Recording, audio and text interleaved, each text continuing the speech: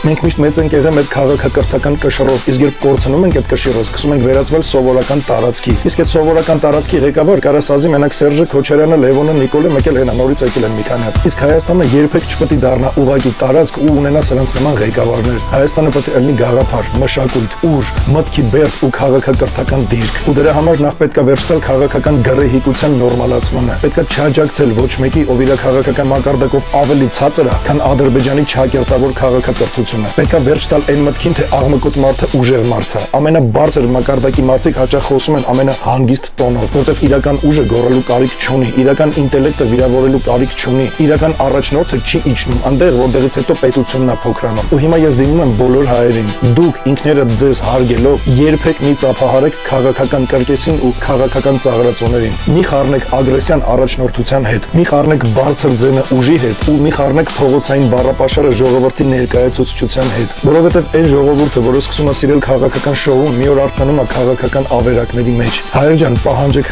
մակարդակ, պահանջեք միտք, պահանջեք պետականություն ու պահանջեք